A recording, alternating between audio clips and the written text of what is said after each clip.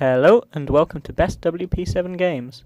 Today we're looking at the Windows Phone adaptation of Angry Birds, a game you've almost certainly heard of, one of the biggest success stories on iPhone and Android and pretty much every other touchscreen based phone operating system and indeed tablet based operating system.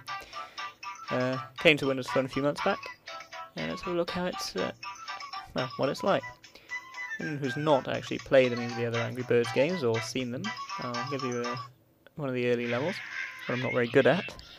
As you can see, you have 4 birds on the left and 2 green pigs on the right. And your aim is to destroy these pigs. That wasn't a very good shot. As you can see, you fire them like the birds out of a slingshot and try to break down the barriers, blocking you from those pigs. Unfortunately there I smashed the barrier but was moving so slowly my bird didn't actually affect it. I'll try again. That was just too low. Yes, basically I've done awfully in this level. Much worse than normal. I'll try and improve my angling a bit for the next level. But yeah, that was just the basic form of Angry Birds. We'll go a bit further along and see what other options there are available to you. Because although all it ever amounts to is you launching birds at pigs, there are a variety of different types of bird. So again, here we can see there's a red bird in the slingshot, same as before. So it's a generic slingshot, nothing special there, and didn't achieve anything useful there again. This time it's a yellow bird.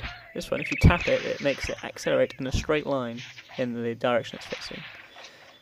So use that to smash through all the barriers there and collapse the structure on top of the pig, killing it.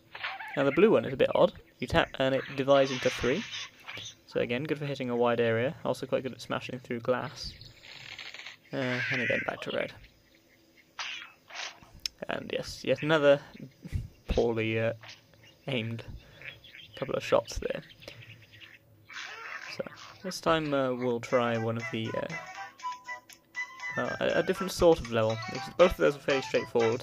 They were just a case of trying to hit the actual pigs, maybe setting up a cascade if possible. But a lot of levels are more like this, where they're sort of a bit unprescribed, almost puzzle levels.